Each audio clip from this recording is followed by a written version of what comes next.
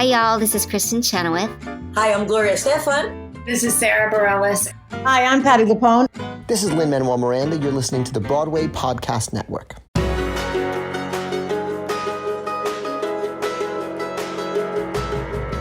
Welcome back to the Theater Podcast, intimate personal conversations with the industry's biggest names. I'm your host, Alan Seals, and our guest today is Alyssa May Gold, who is making her Broadway debut in How I Learned to Drive alongside Mary-Louise Parker and David Morse. Oh my God, I saw this show the other night and just incredible. Alyssa and the rest of the cast are so amazingly good. The subject matter is heavy, which we do get into in the episode. So a little trigger warning about sexual abuse. So keep that in mind when you're listening. But this conversation with Alyssa is absolutely incredible.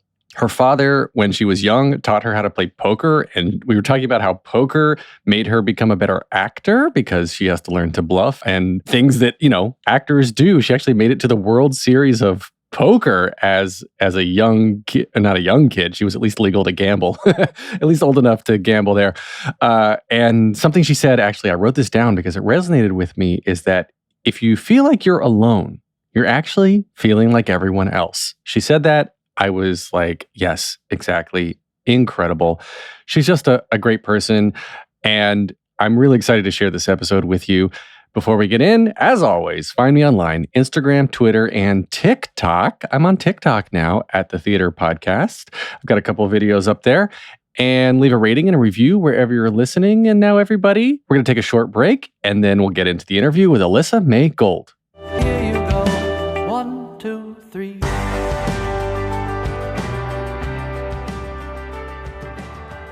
Today's guest is making her Broadway debut in the long-anticipated How I Learned to Drive alongside two of my favorite actors, Mary-Louise Parker and David Morse. She has an extensive list of credits on stage and on TV and film and the web, and she starred, I can't read my own typing here. She's starred, written, and directed in her own series called You Made It Worse, which is related to her own theater and production company called Pocket Universe, which is dedicated to reconsidering and reimagining classic stories and conventions. Alyssa May Gold, welcome to the Theater Podcast. Thank you so much. Will you come around and introduce me like that everywhere I go? That was fantastic. I feel very good about myself. And for this audition, today's auditionee is making her Broadway debut. Yes. And the reader goes, get the hell out of here. Get out. Oh my God, this is too much. Alan, we don't need you again. Get out of here. Okay. There's something that I want to dive into real quick that I think is so unusual and unique for somebody in the theater space, is that you got to play in the World Series of Poker in Vegas. Yes, I did. And I made Tell it to me this day story. 3. This is a very it was a long, winding road. And basically, my dad taught me how to play poker when I was a kid. If you want to know what I was like in middle school, I was like the kid coming into 3rd grade with poker chips, my own personal set of poker chips and cards. And I taught everyone how to play 5-card draw. And like at lunch, we would play cards. I had a lot of friends. I was very popular. No, I wasn't. It was terrible. And then so it was something I always knew about and I really enjoyed. And we always kind of had a plan that we would go to the World Series one day together. And then we didn't do it until later than we had planned, when I was kind of at a time in my life where theater and acting and kind of creating, I was getting very small because, you deal with just so much rejection. You're just being told no all the time. And because I started as a kid, that really kind of erodes your sense of self over time. And it's hard to... if you don't know that there's another option, it's very easy to default to rejection, that your self-worth is based on your career. It's just very easy to let that be true. And so this was in a time in my life where that was very true, and it was really kind of sinking into me. And my parents said, I think it's time. And so my dad... It's time to learn poker. It's time to learn poker. And poker is the perfect microcosm of the real world, because it's all about decision making with incomplete information, because you have a lot of information and you're gathering a lot of information. You have your cards, you have the behavior of the people around you, you have 52 cards in a deck, You have a structure of how the game will play out. You have a certain amount of chips. Everyone else has a certain amount of chips. But you have no idea what's going to come out of the deck. And that's life. You know what you have. You can see what other people have. You can see their behavior. You know how you're going to behave. But you have no idea that, I don't know, a global pandemic is going to roll in and ruin your Broadway debut for 2 years. You just can't see these things coming. And so compared to chess, for example, which is a game of complete information, there is a right move in chess. It's not as good a test case for life, but poker is the perfect practice arena for decision making in real life and also holding your own. So my dad and I would meet once a week, and he would set up 10 seats, and I would take one of them. He would set up stacks of chips, and he taught me no limit hold'em and mostly how to bet, because that's really the game is pretty straightforward. You want to make the best hand you can with your cards and the cards in the middle, but the strategy of betting and how you take what you have, which is also very much like life. What do I have? But what can I convince everyone else that I have? What's the most realistic hand I could represent? Because you don't know what I have. And that's something that, especially for me as a girl in the world, I was very susceptible to the idea that I don't really know what's going on. You guys, the men at the table, know. And poker was a really great way for me to kind of confront why. Why would you know more than I do? Why would you know what I have better than I know what I have? And why couldn't I convince you I have something else? And as we practiced, I started to kind of come into that more. And then we started going to tournaments. And I played a couple of tournaments at Foxwoods and Mohegan Sun as to warm up, because you didn't just roll into the World Series. And I did really well, because what I started to, and again, it was so much of it was about the performance of it, because my first tournament, I was very chatty. I had a really good time. I talked to everybody, and I lost very quickly. And the next night I was what am I, how do I not give myself away? How do I take away the parts of me that are so, the parts of me that love sharing and allow myself to not be polite and to not be friendly, and that it's a game and I want to win it. And how do I let myself do that? And so I dressed like a teenage girl at a sleepover. I wore leggings and this oversized t-shirt that says no one cares. And I put on sunglasses, and I didn't talk to anybody. And these guys had no idea what to do with me. They're I was going to think that you probably come in and get way underestimated. Yep. Because the assumption is this is a man's game with big dudes with sunglasses and hats. Mm-hmm. And so what scares them? Their teenage daughter who doesn't talk to them anymore. Ooh. And so that's what I embodied. And they were oh, actually, that feels dangerous. That feels dangerous to us. And so they left me alone for the most part. And what it let me do was sit in not trying to prove myself, but to sit in being underestimated and sit in yeah, you don't know what I have. And you'd think I don't know what I'm doing, but I do know that I have you beat right now. And it really it worked, and it helped me kind of hold my own when I came back to the city after all of this and went back to my regular life. I was oh, this all applies. That if people underestimate me, that's my greatest power. And because I can believe that I know what I'm doing. And you're going to come in and under promise and over deliver every single time. Every single time.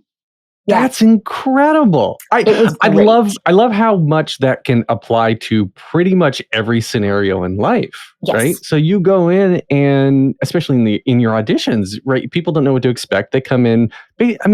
People make snap judgments every time based on what you're wearing. Yeah, I guess, it's what you're wearing and where you came from and where they met you, if it's on the subway or if it's behind the counter, if you're serving them coffee or whatever the case is. Mm-hmm. Wow. Okay. I love this. And this actually, I was just listening to a true crime podcast yesterday about the whole case. The police couldn't crack it for forever. And this private investigation firm was hired. And this attractive woman who people didn't suspect at all came in and got this guy who wouldn't talk to anybody else admit to doing these horrible crimes because she was completely underestimated. I love it. Yeah. I feel like you've got another career as a PI.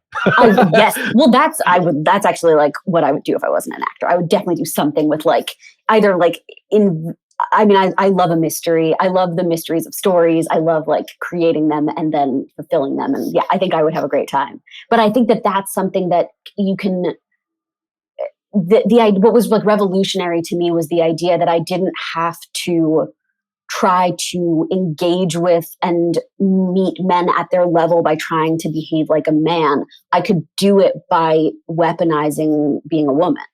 And that's a very different kind of thought process for me. And I think for a lot of women, I think there's a lot of like, we societally view all of the things about women that make us different from men as bad, as weak, as somehow less than. And the idea of like, what if I sat in that and just, and if I valued those things and then used them because they're different from men, but they're not different from being human. They're just as human. So why wouldn't they be just as effective in a game of skill and chance? I also want to call out too that when you went to the World Series of Poker, how old were you? You were 17? Oh, no. You have to be at least 21. I can't tell you because my age is a national secret. Oh, but right. I can tell you I was over the age of 21. And it was legal for me to be there. Oh, right. Yeah, gambling, of course. Yeah. Of course. Yeah, of course. That's funny. But your dad wasn't a poker shark anyway. He's a lawyer? He's a lawyer. Yeah, he was a lawyer. He retired a couple of years ago. But he's really good at poker. He went to the World Series for the first time in like 2006 and he cashed. And it was one of his first big tournaments. And he didn't. What does that mean? Cash? Oh, that means you make money. That means you get so far in the tournament. It's like the top 10% of players make money. And he did. And he has continued to do that. And he's really good. Also, just like theater, you can spend all your time doing it and not make any money. Yes, exactly. And it is very much like theater in that way. It's you're investing and gambling, and you can play really well and lose, and you can play really badly and win a Tony. It's, anything play can really happen. badly and win a Tony. Yeah. I believe that's happened once or twice. Yeah.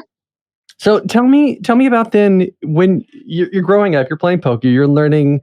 You're getting this non-traditional social education, which is just brilliant. Hats off to your dad. Like, my God, it's such a great thing. Yeah, so and to my mom too, because she doesn't play, but she was very much like, you need to do this. This is going to be good for you. Like, it was a joint effort, and then my dad was the one who actually taught me how to do it. So when did you get into theater then? What was the artistic draw for you?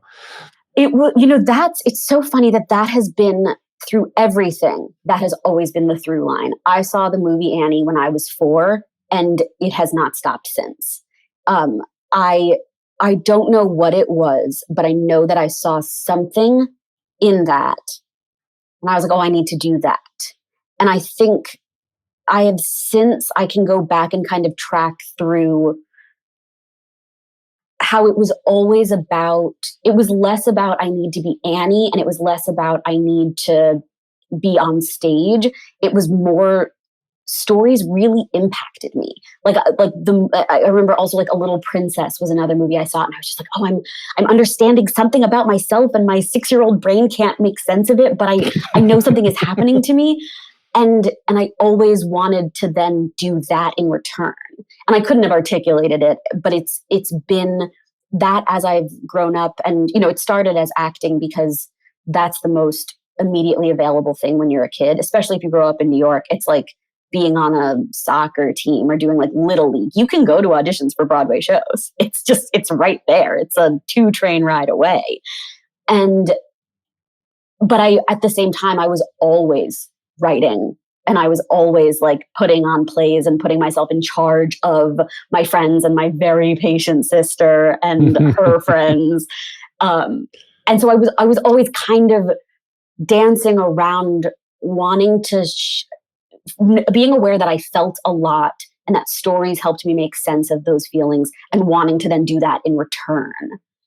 And then it kind of shifted and ebbed and flowed from there. And I started auditioning when I was maybe 9, and also did a combination of like working, but also doing the musicals at school and, summer camp plays. It wasn't just like, and then I was on Broadway and it was great. As you know, it took decades. But and so we don't know how many decades though, because we don't know how many we don't talk decades. about. It could be a decade, it could be half a decade, but it could be actually several. Who's to say? Right. Who knows? Who knows?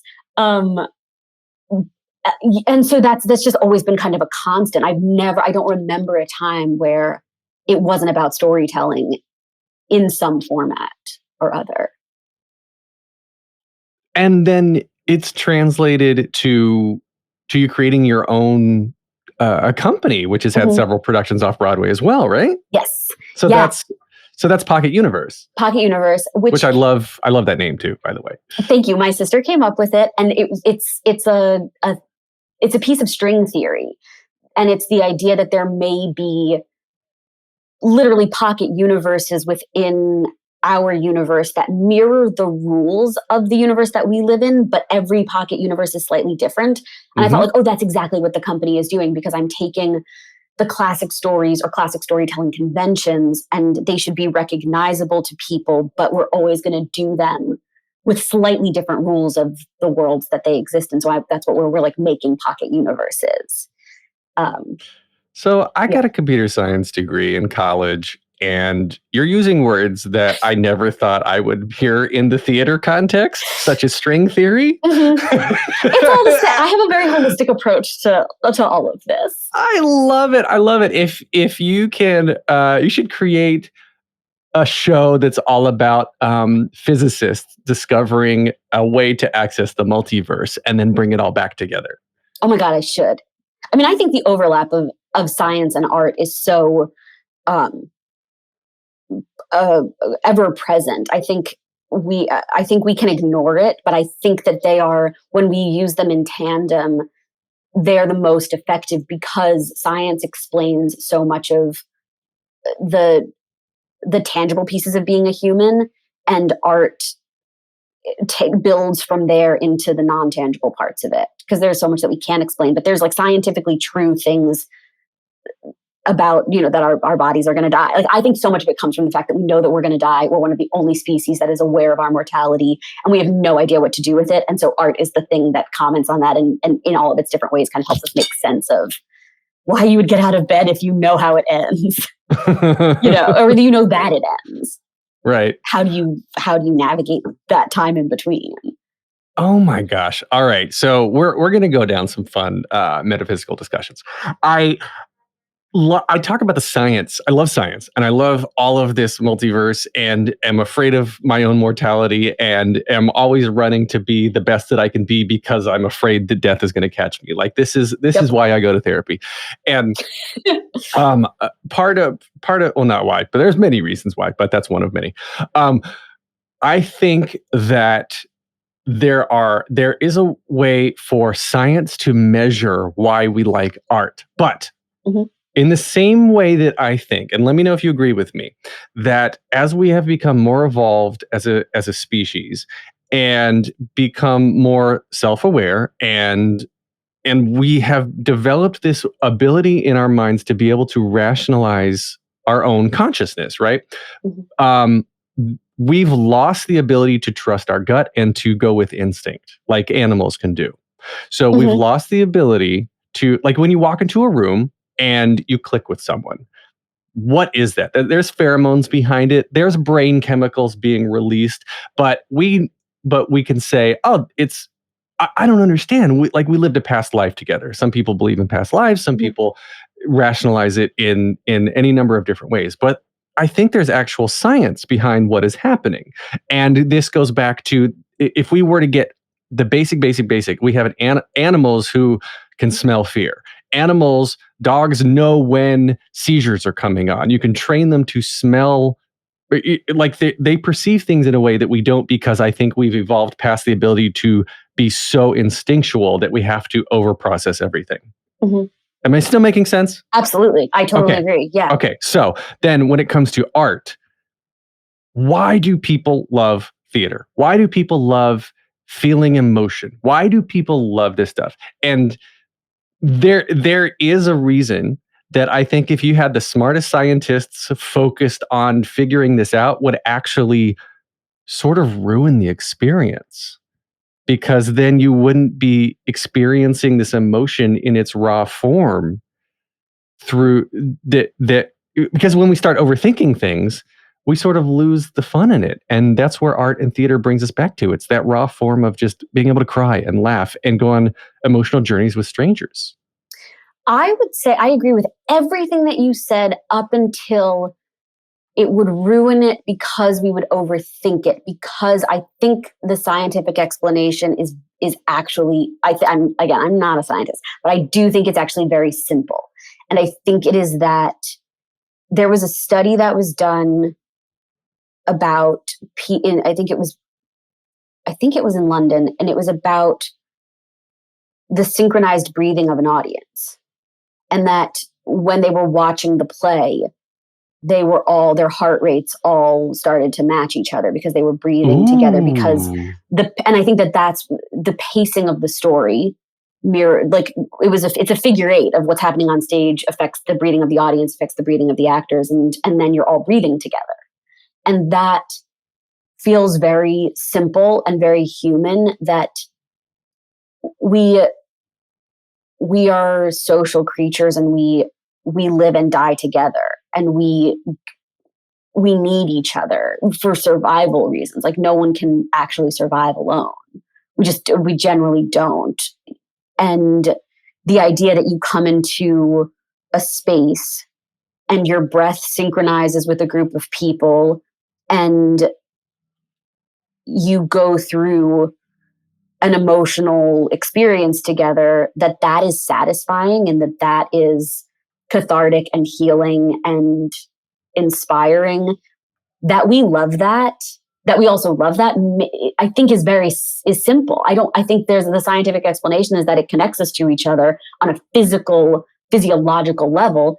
And that makes us feel safe because we feel engaged in a community, and then we go on and live our lives. So I think that for me, when I read that article, I was like, oh yeah, that makes a lot of sense and makes me love it even more. And it's why the last 2 years, I think, were really hard, because I can't even say this. Because at the beginning of the pandemic, I felt very strongly that we don't need theater to survive.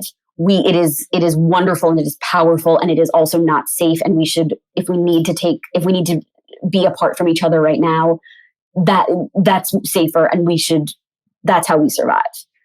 2 years later, though, I think it's very clear that we're on the precipice of an unprecedented mental health crisis, and the people are dying because they didn't have community. Isolation did kill people and is killing people.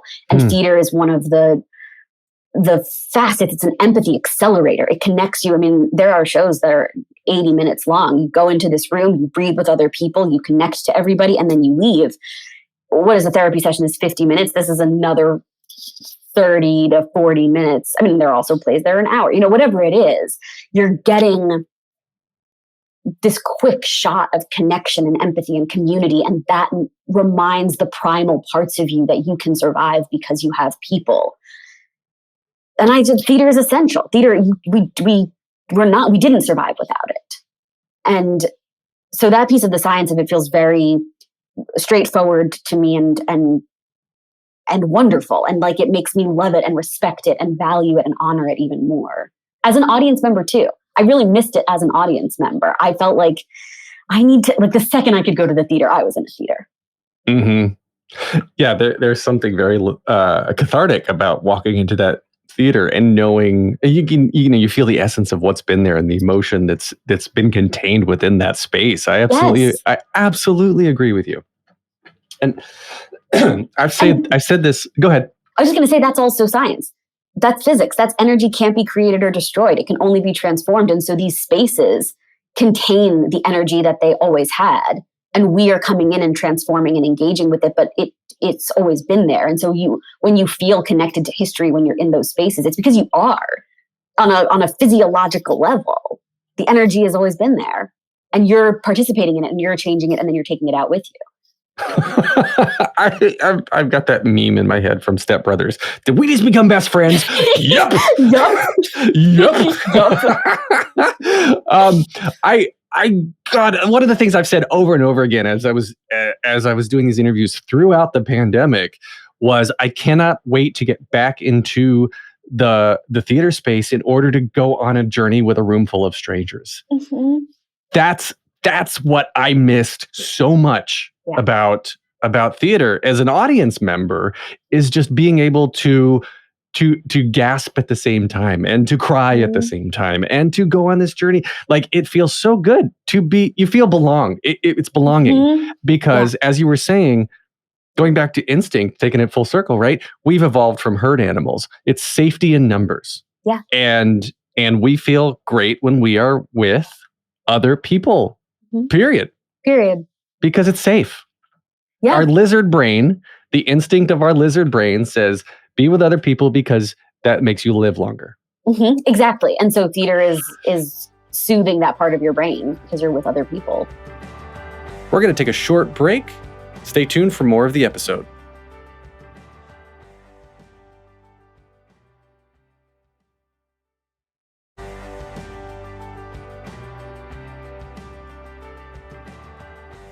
On to less comical topics. How I Learned to Drive. There's a little humor in it.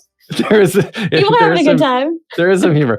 So we're calling this your Broadway debut, but technically, right, you had about a decade ago, you had one performance on Broadway in Arcadia as an understudy. Yes, with 20 minutes notice. It was great. It was magical. But yes, this is my official. This is official.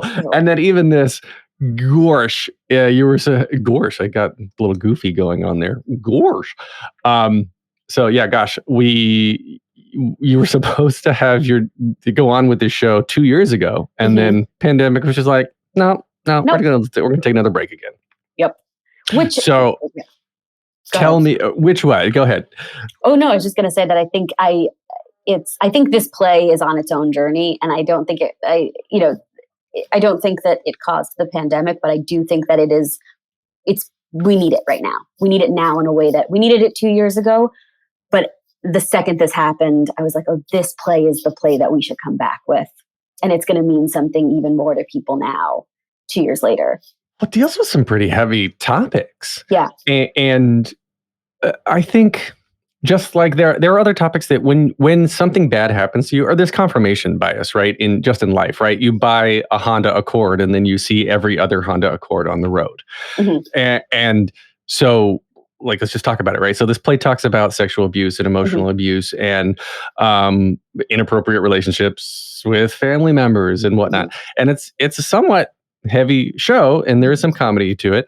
But I think there are things that when you start going back to, again, what we were saying, when you're able to see something like this on stage that touches on things that may have happened to you or happened to friends of yours that you don't know how to process, that you don't know how to talk about, it allows you to have a little bit of therapy in watching how the character has dealt with it, or watching how the story plays out, and gives you a little bit of comfort, I guess, in being able to see the stuff. So I think it's very important to not have, like, to your point, it's sort of, we need the heavier stuff to have perception of the lighter stuff, but it's also very cathartic to some people who may not know they need it, or may not realize that something like this has happened to them and they need to deal with the trauma or deal with whatever comes out of that for them.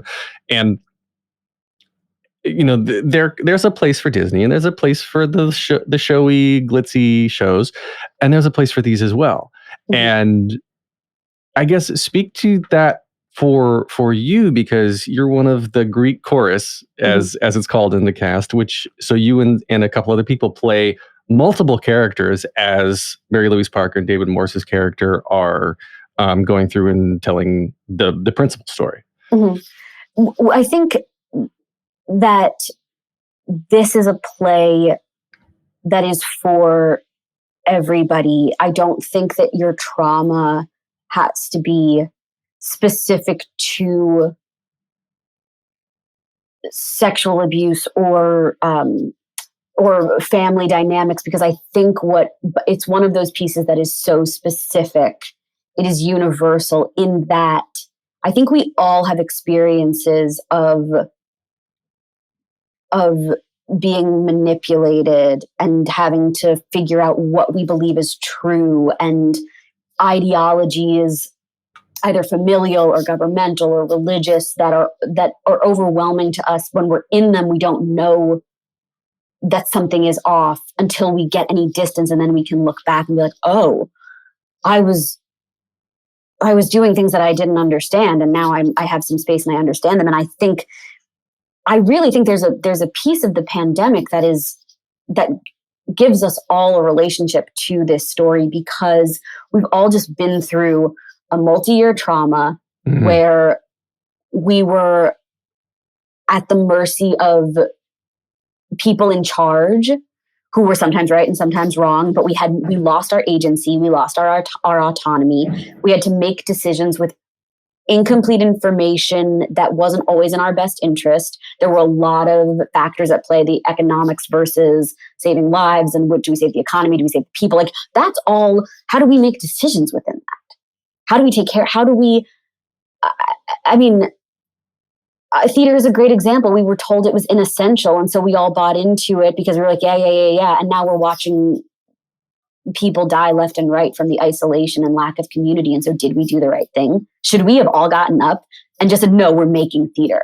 People need it, and we are going to gather, and whoever, and I don't know. But my point is that we all bought into it and we all followed the rules. And I think that when now I watch this play and I think, well, we actually all can relate to trying to figure out who you are and how to survive when you are not in complete control of your survival, because you're being empowered and protected by someone who is also hurting you. And I think that that's why I feel like this play is, from the moment that we got delayed, I was like, we're going to need this in 2 years. I thought it was going to be 4 days. 2 months. No, I thought it was going to be 2 months. And then, as the time went on and on, I thought, oh, this is going to really mean something to everybody. And then, yes, specifically, I think what is masterful about what Paula has written is that it is Paula not Vogel, yeah. Paula Vogel. I mean, you read it once and you're like, well, that's a Pulitzer Prize winning play. Yeah, for sure. That should be the Bible. There is so much human truth and poetry in every single line of the play. And what she has done that I think is really unique is that it is a play that is about a character healing, but it is not in service of the actor playing it or the playwright healing. It's in service of, they've already done it, and the play is putting a handout to the people who need to be pulled up through hell back to earth. And I think the play is written as, it's written as a lesson. The very first line is, sometimes to tell a secret, you first have to teach a lesson. And so throughout the whole play, and that's part of how the Greek chorus functions, which I also think is such a brilliant way to do this. We function as a traditional Greek chorus. We are a collective. We're all part of a little bit who Mary-Louise Parker plays. And so we're pushing the story around as she is embodying each moment that she's conveying to the audience. And then we step out and play characters as well. And so Paula Vogel has really engaged with this very classical structure, which is automatically epic. It's so we know as humans just instinctively how to process this kind of story. And we know that we're going somewhere huge. And then we have and then we play other characters throughout it. And I think what's beautiful about my track is that I play the oldest woman in the story and then the youngest woman in the story. And because part of what she's also explored is kind of the generational trauma that's passed through women. I think we talk a lot about the cycle of violence with fathers and sons. We have very few mother-daughter plays, very few mother-daughter musicals. It's part of why Mamma Mia is one of my favorite musicals of all time. And then we have this play which shows you these three generations of women. And it's whatever your life has been like, I think this play speaks to how strong family ideology is and how hard it is to break out of it and figure out who you are, but also to recognize the nuance and complexity of how everyone is trying to survive and how that impacts everyone else in a story. Which, to bring it full circle, is kind of like poker, where everyone is trying to win and you're all playing the same game and you all have the same objective. And it's what Little Bit does, and what I learned from poker is there's nothing wrong with you taking care of yourself. And go, yep, I see what you're all trying to do. I know you all want to win. I don't have to sacrifice myself at that altar. And I can decide I want to play to win too. And I hope that that's what this play ultimately gives people, is the freedom and permission to take whatever happened, whatever is in your car, whatever is in your trunk, all that baggage, just drive forward, just keep going. And with David and Mary-Louise, these performances are, I don't even need to see it to know that it's going to be phenomenal. It's because unbelievable. And Johanna Day. The three, and Chris Myers, who is the other new young person, is also incredible. The three of them, I watch in awe every night. I can't stop. I don't need to stand in the wings between moments, and I can't move because it's different every night. It's true. It's the same story. It's the same journey. And they are just, every scene, it's like a tennis match where the ball goes up in the air and I don't know who's going to get which shot in every night.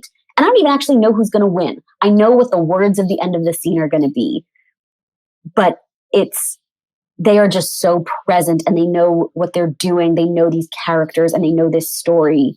And it's really special to show up in a space where everybody has the same investment in telling the story. There's very little ego in that theater. It's very much, everyone feels, I think, really protective of the story and of the play and of the importance of conveying that story to 600 people every night. And that's very powerful to be around and to be a part of. I don't know what about what you just said started to make me tear up, but I am starting to tear up. And part of it is that I think when you said you don't know who's going to win every night, but even though the lines are the same, you don't know who's going to win. And I think it's the respect and the commitment and the emotional availability that the entire cast has to have to keep at such a high level. And I said this so many times that Broadway performers are the Olympians of theater. You have to be the best to be on Broadway.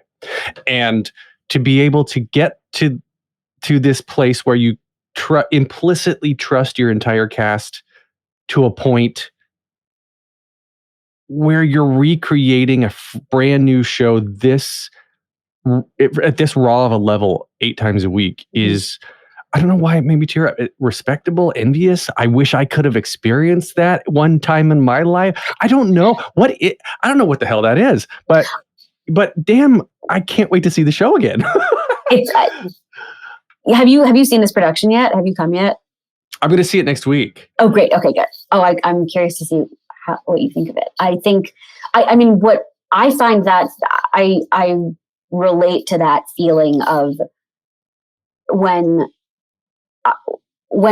actors and when a creative team brings themselves so fully to a story that has been created so intentionally and carefully. I think there's something very spiritual about the experience of what we do in terms of when you're doing it at the highest level, which I would also say, I think that happens not on Broadway too. I think there are I've seen performances in, because I run Pocket Universe, which is this tiny company, and we're on the top floor of a warehouse in the middle of Soho, and I think I see that. I've worked with actors in those spaces and I've seen performances where it's that same level of. There's also almost something harder about it when you don't have the stamp of Broadway on it, and you have to believe that it is just as important for the 3 people who showed up that night. And they climbed those stairs, and you need to do Julius Caesar for them, and believe that it is important. And I think that to me feels Olympian also. But all that to say, whenever that happens, I think there's something about it that is really generous, going from both directions. It's a group effort of an audience being open and wanting to have this part of their hearts poked at, and us absorbing that and taking it seriously and channeling. And that's why there are doctors who do heart surgery, and then there are actors who work on your heart. And we have to take it as seriously. And I've been working really hard to find where is that corner of my heart that lets me do that last scene that I don't want to give away, but I have to do something very quickly in my imagination. And it is, I feel a great responsibility because I'm taking a piece of Little Bit and I'm playing her, and I have to do it maintaining what has been built. But also, it's like we split focus in this really interesting way, and that responsibility feels massive. But I feel like that to me feels like doing an emergency heart surgery. It's like you just have to be ready, and you have to. Some people's hearts are in your hands in that moment, and I don't know. It is emotional. It's emotional to think about. It's emotional to allow yourself to recognize our vulnerability. I think that's what it is. There is something that in feeling the power of theater and what it means and how important it is, you just have to be open to your own vulnerability, and that's what theater does to us. It gives you space to be like, yeah, we got you. You don't have to tell anyone that you cried in this space, but we're here and we're holding it for you because that's what we're trained to do. That was our med school. And we got you.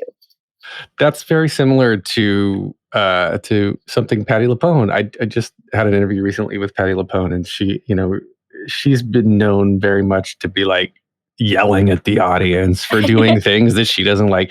Yeah. And I got into that with her, and I said, like, what is it about it? Because she got into theater because of the audience, and so she gets upset because the audience doesn't respect each other for when they're talking, when they're on their phones, whatever the case is. And so I thought of that because what you just said about when in this final scene, you've got the audience's heart in your hands. You've got the awareness of the on stage that you are still doing this for a group of people who are there to feel, to love, to cry, to laugh. You're doing this for them. You're not doing this for you. And that is very, very, I respect that so much. And it's such a different thing that I think is going to set you apart in your career over time, because you realize why you're performing. You realize why you're doing this. It's not going up there for you. It's going up there because the art form is for the masses. It's for the part of our lizard brain that needs to be in a group of herd animals to survive. Yeah, that was something that I really learned during Our Dear Dead Drug Lord, because I hadn't this scene is harrowing in its own way. And in Our Dear Dead Drug Lord, I was given a coat hanger abortion on stage in full view of the audience and against my will. So I was like attacked by this group of girls and this happens. And it was really difficult at the beginning because I could feel I was in charge of creating the moment when I realized what's about to happen, which is when the audience realizes it's about to happen. And that energy was really overwhelming during the first couple of previews, because I was wholly unprepared for what it was going to feel like I'm about to do something to this group of people. And so you can't disappear into yourself. You have to hold them with you. You can't just like go through something like that on stage at 100. You have to be you have to make them feel safe and know that you're safe, and that it's, and like hold those two things at once. And I learned a lot about navigating that middle ground and how to, because it's actually not fulfilling to just attack an audience. And that wasn't the intention of the moment. The intention of the moment was to wake them up to something else that was about to happen. And so it was a great, it really helped me do this, because it's the same thing happens in this scene. And like, I feel the gasp. I can feel the audience feeling what's about to happen. And that was like the hardest version of how do you hold them and usher them through this experience as it happens to you. And this one happens much faster. So I'm glad I had that experience of like doing it in this really massive visual way. And now I'm doing it a little bit more like in my imagination. But yes, it's a responsibility. Like you just feel that energy coming at you. And part of why I love this is that I feel like I know how to absorb that and take it in and then give it back to you in a way that's safe. Because that's what I want to do. I want to, in whatever capacity I'm in a production or just in the world, I want to take what I know and use it to usher people through their own experiences. That's beautiful. I have so much respect for you and so much respect for that. It's a level of self-awareness that I think a lot of people just don't have, period, full stop. It probably goes back and bring it full circle again to the poker aspect, right? Like just knowing the micro, what's the word that, when people like Twitch or whatever, the micro expressions. Yeah. Yeah. Just something in there. Yeah, micro expressions or just their intent by a breath or by a look or God, the ability to read people is a lost art form because everyone just looks at their phones. But anyway, that's a separate conversation. But it is true. I mean, I live for that. I think I whatever the human need for connection is, I think I'm full of it. I really like reading people in that. But and also it's why I would be a good detective, because I like figuring people out. Did we just become best friends again? Yup. Well, let's wrap up here with 3 questions I ask everybody to end the episodes. The first one, just very simply, is what motivates you? What motivates me is that I have been the recipient of incredible empathy and incredible love and support in the darkest moments of my life. And I feel a desire and responsibility and ability as a result of that to put my hand out to the next people and to pull them through with what I know. And Maggie Rogers, one of my favorite musicians, said this beautiful thing that her job is to go see the world and report back. And I think I see the world and experience the world in a way that feels things for people who don't have time, who have to go do the actual work of running the world. I think I can feel things, and I'm motivated to help people live more empathetic lives because I love living full of my feelings. And I want people to feel safe doing that too. That's a beautiful answer. Okay. What advice would you give to your younger self and younger people listening now, starting out down a similar path? I would say to my younger self and to, I think all the younger people, listen to the things that light your heart on fire. Don't push them away. Listen to them. And even if you can't harness them in the moment, those are the things that will free you and push you to the work that matters to you. The things that I spent it's very easy to get overwhelmed by being told what to do in this business and being told what to do in the world. And it can dampen that fire, and it can make you question that fire, and can make you think the things that are important to me are just for me. They're not important to everybody else. That's what it is. I want to reframe my answer. The thing that you feel that you think is the most unique to you and no one else feels it, everyone else feels it, so share it. Yes. That would be my advice to my younger self. You're not alone, you're everyone. I love that. Okay. Last question. This is the hardest one. If you could only see one show for the rest of your life, but you can see it as many times as you want, what would you see? How I Learned to Drive. I mean, right now that's what I'm doing. I watch it every night in the wings and I just love it. And I would say that, or also Mamma Mia. Mamma Mia. It's one of our only mother-daughter stories. I saw it with my mom when I was 11. It makes me cry every time I see it. I think it has become cartoonified in the telephone game of past lives. But I went back and I rewatched. It's on YouTube, but the Phyllida Lloyd original production is actually genius. She handled it with such nuance and energy and truth. It's beautiful. And I wish we could go back to the original intention of it. And we don't, and it's not a mystery. It's a mother-daughter story, so we don't care about it and we treat it like a joke. It's not. It's a beautiful story about this generational desire to separate from your parent, but then realizing that they're the parts of you that you love the most. And I think it's beautiful, and I could watch it every day for the rest of my life. Okay. Where can we find you on social media? You can find me at Hey Alyssa May. It's a lot of Taylor Swift guitar covers because I can do whatever I want. It's my Instagram. But I am trying to post lots of backstage stuff at How I Learned to Drive too. I love that. You can get more of me at thetheaterpodcast.com. I'm on Instagram and Twitter at theater_podcast. I just started posting on TikTok at the Theater Podcast. I don't know what I'm doing there, but whatever. I'm tiki-talking now, so I'm great. Leave a rating and a review. This has been edited by Well-Rounded Hoodlum Productions. Jukebox the Ghost gave us our music, and Alyssa May Gold gave us this amazing conversation. Thank you so, so much. Thank you. How great to do a podcast and have a new best friend. Yup. Yup. Take a deep breath, make the world a little colorful.